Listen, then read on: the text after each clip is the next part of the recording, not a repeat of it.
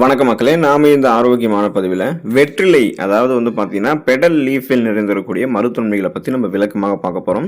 வெற்றிலையை நம்ம கலாச்சார பொருளாக, ஒரு சடங்கு பொருளாக, ஆன்மீக பொருளாக மட்டும்தான் பார்க்குறோமே தவிர மருத்துவ நன்மைகள் நிறைந்திருக்கக்கூடிய ஒரு பொக்கிஷமாக அதை நம்ம பார்க்குறதே கிடையாது. ஆனால் இனிமே இந்த பதிவை பார்த்ததுக்கப்புறம் வெற்றிலையை உங்களுடைய உணவுகளை நீங்கள் சேர்த்துக்குவீங்க. காரணம், வெற்றிலையில் இருக்கக்கூடிய மருத்துவ நன்மைகளை நீங்கள் பார்த்தீங்கன்னா ரொம்பவே ஆச்சரியப்படுவீங்க. நீங்கள் வெற்றிலையை சாப்பிடும்போது ஒரு சில விஷயங்களை எப்போதுமே கவனிக்கணும். சுண்ணாம்பு மற்றும் பாக்கு இருக்குது பார்த்தீங்களா? இப்போ நீங்கள் வெற்றிலையோட அதிக அளவு சுண்ணாம்பு அல்லது புகையிலை சேர்த்து பயன்படுத்துவது வாய் புற்றுநோய் மற்றும் இதர உடல் உபாதைகளுக்கு அது வழிவகுக்கும். அதனால அந்த மாதிரி நீங்க என்ன பண்ணக்கூடாதுன்னா சுண்ணாம்பு புகையிலாம் சேர்த்து பயன்படுத்தக்கூடாது. ஒரு நாளைக்கு 1-2 வெற்றிலைகளை மட்டுமே நீங்க சாப்பிட்டீங்கனாலே போதுமானது தான். அளவுக்கு மிஞ்சினால் ரத்த அழுத்தம் மற்றும் தூக்கமின்மை ஏற்படுவது கூட வெற்றிலை உங்களுக்கு வாய்ப்புகளை ஏற்படுத்தும். ஸோ அது மாதிரி நம்ம இடம் கொடுக்கக்கூடாது. இப்போ நீங்க வெற்றிலையை ஒரு நாளைக்கு 1 அல்லது 2 வெற்றிலையை பார்த்தீங்கன்னா நீங்க உணவுகளை சாப்பிட்டு முடிச்சதுக்கு அப்புறம் எடுத்துக்கிட்டீங்கன்னா என்னென்ன மருத்துவ நன்மைகள் கிடைக்குது அப்படின்றத விளக்கமா பார்ப்போம். அதை பற்றி பார்க்குறதுக்கு முன்னாடி இந்த வீடியோவுக்கு மட்டும் ஒரு லைக்கை கொடுத்துட்டு இந்த தகவல் உங்களுக்கு தெரிஞ்சவங்களுக்கும் ஷேர் பண்ணிடுங்க. ஏன்னா இது அவங்களுக்கும் பயனுள்ளதாக இருக்கக்கூடிய ஒரு ஆரோக்கியமான பதிவு தான்.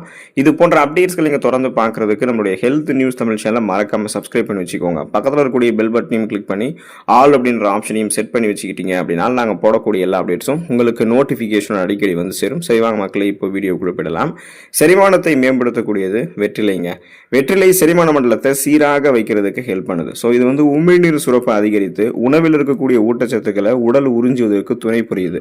உணவிற்கு அப்புறம் வெற்றிலையை மெல்லக்கூடிய பழக்கம் இதனால தான் நமக்கு உருவானது. கனமான விருந்துகளை சாப்பிட்டு முடிச்சதுக்கு அப்புறம் அந்த அதிகப்படியான உணவு மூலக்கூறுகள் எளிமையாக உடைக்கப்பட்டு நம்ம சாப்பிடக்கூடிய உணவுகள் எளிமையாக செரிமானம் நடக்கும். செரிமானம் தொடர்பான பிரச்சனைகள் எதுவுமே ஏற்படாது.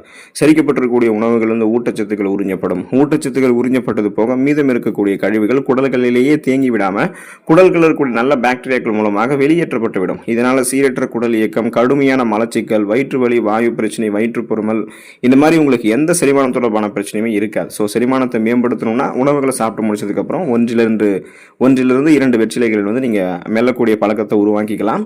சுவாசம் தொடர்பான பிரச்சனைகளுக்கு தீர்வளிக்கக்கூடியதுங்க இந்த வெற்றிலை. சளி, இருமல் மற்றும் ஆஸ்துமா போன்ற சாதாரண இந்த மாதிரி பார்த்தீங்கன்னா சுவாசம் தொடர்பான பிரச்சனைகளுக்கு வெற்றிலை ஒரு சிறந்த மருந்தாக இருக்கு.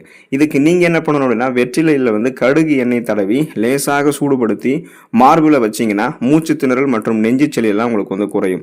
தொண்டை கரகரப்புக்கு என்ன பண்ணணும்னா வெற்றிலை சாரோட தேன் கலந்து நீங்கள் குடிக்கலாம். ஸோ போதுமான அளவுக்கு நீங்கள் எடுத்துக்கிட்டாலே போதுமானது தான். எந்த சுவாசம் தொடர்பான பிரச்சனைகளுமே இருக்காது. நுரையீரல் உங்களுக்கு ஆரோக்கியமாக இருக்கும். ஒட்டுமொத்த சுவாச மண்டலமே உங்களுக்கு வலுப்பெற ஆரம்பிக்குங்க. வலி நிவாரணியாக நமக்கு பார்த்தீங்கன்னா அதாவது பார்த்தீங்கன்னா உங்களுக்கு ஒரு ஏதாவது வலி ஏற்பட்டிருக்கு அப்படின்னா அதை உங்களுக்கு சரி பண்ணக்கூடிய வலி நிவாரணியாக இந்த வெற்றிலை செயல்படுதுன்றதை நீங்கள் தெரிஞ்சுக்கோங்க. வெற்றிலை ஒரு நேச்சுரலான வலி நிவாரணி, இயற்கையாகவே இருக்கக்கூடிய வலி நிவாரணி. தலைவலி இருக்கும் பொழுது வெற்றிலையை நீங்கள் நெத்தியில் பத்து போட்டிங்கன்னா உடனடியாக உங்களுக்கு நிவாரணம் கிடைக்கும். அதில் இருக்கக்கூடிய ஊட்டச்சத்துக்கள் உங்களுக்கு உறிஞ்சப்படும் பொழுது என்ன பண்ணணும் அப்படின்னா அந்த தலைவலியை சரி பண்ணிடும். ஏன்னா பொதுவாக தலைவலி எதனால ஏற்படும்னா நீர் சத்து குறைபாட்டால் ஏற்படும், ஊட்டச்சத்து குறைபாட்டால் ஏற்படும். நரம்புகளில் இறுக்கங்கள் காணப்படும் பொழுது நரம்புகள் வழியாக ரத்த ஓட்டம் போதுமான அளவுக்கு பாயல அப்படின்னா செல்கள் சுறுசுறுப்பு இல்லாமல் போயிடும். இதனால தலைவலி ஏற்படும். ஸோ இதெல்லாம் நீங்கள் சரி பண்ணணும்னா வெற்றிலை நெத்தியில் 10 போட்டிங்கன்னா சரி பண்ணிக்கலாம். தீக்காயங்கள் அல்லது வீக்கங்கள் இருக்கக்கூடிய இடத்துல வெற்றிலை சாற்ற தடவினீங்கன்னா வலி உங்களுக்கு குறையும். இன்ஃபெக்ஷன்ஸ், அந்த நுண்ணுயிர் தொற்றுகள் அந்த காயங்களில் ஏற்படாமல் முன்னாடியே பாதுகாக்கிறதுக்கு, அலர்ஜி ஏற்படாமல் முன்னாடியே தடுக்கிறதுக்கான ஒரு முதலுதவி மாதிரி வெற்றிலை சாறு உங்களுக்கு உதவிகரமாகவே இருக்கும். ஸோ எப்படி பார்த்தாலுமே வெற்றிலை ஒரு சிறந்த வலி நிவாரணியாக உங்களுக்கு செயல்படக்கூடிய ஆற்றலை கொண்டு இருக்குங்க. உங்களுடைய ரத்தத்தில் அதிகரித்திருக்கக்கூடிய சர்க்கரையினுடைய அளவை கட்டுப்படுத்திக் கொள்வதற்கு, அந்த சுகர் ப்ராப்ளத்திலிருந்து விடுபடுவதற்கு நீங்கள் வெற்றிலை எடுத்துக்கொள்ளலாம். காரணம், வெற்றிலையில் இருக்கக்கூடிய ஆன்டி ஆக்சிடென்ட்கள் ரத்தத்தில் இருக்கக்கூடிய சர்க்கரையினுடைய அளவை குறைக்கிறதுக்கு ஹெல்ப் பண்ணுது. ஸோ இது கணையத்தில் இருக்கக்கூடிய அந்த கணையத்தினுடைய செயல்பாட்டை தூண்டி இன்சுலினுடைய சுரப்பை சீராக்குவதற்கு உதவுவதாக ஆய்வுகளை தெரிவிக்கிறாங்க. அதனால இன்சுலின் சென்சிட்டிவிட்டி உங்களுக்கு மேம்பட ஆரம்பிக்கும். போதுமான அளவுக்கு இன்சுலின் ஹார்மோன் உங்களுடைய ரத்தத்தில் சுரக்கப்படும் பொழுது உங்களுடைய ரத்தத்தில் சர்க்கரையினுடைய அளவெல்லாம் வேகமாக உயர்ந்துடாது, கொஞ்சம் கொஞ்சமாக தான் உயரும். அதனால பார்த்தீங்கன்னா ஒரே அடியாக ரத்தத்தில் சர்க்கரையினுடைய அளவு அதிகரிக்கிறதெல்லாம் நீங்கள் கண்ட்ரோல் பண்ணிக்கலாம். எப்போதுமே பிளட் சுகர் லெவல் உங்களுக்கு கண்ட்ரோலில் தான் இருக்கும். நீங்கள் வெற்றிலை எடுத்துக்கிட்டீங்கன்னா அந்த சுகர் ப்ராப்ளத்திலிருந்து விடுபடுவதற்கும் வெற்றிலை உங்களுக்கு உதவிகரமாக இருக்கும். வாய் ஆரோக்கியம் மேம்படுவதற்கு நீங்கள் வெற்றிலை மெல்ல ஆரம்பிக்கலாம். இப்போ வெற்றிலை உணவுகளை சாப்பிட்டு முடிச்சதுக்கு அப்புறம் மெல்லுவது வாயில் இருக்கக்கூடிய கிருமிகளை அழித்து வாயு துர்நாற்றத்தையுமே உங்களுக்கு போக்கும். இது பற்கள் மற்றும் ஈறுகளை பலப்படுத்தும். குறிப்பாக நீங்க என்ன பண்ணணும் அப்படின்னா அந்த வாய் ஆரோக்கியம் மேம்படுவதற்கு புகையிலை மற்றும் சுண்ணாம்பெல்லாம் சேர்க்காம வெறும் வெற்றிலையை பயன்படுத்தணும். அதுதான் உங்களுக்கு அவசியம்.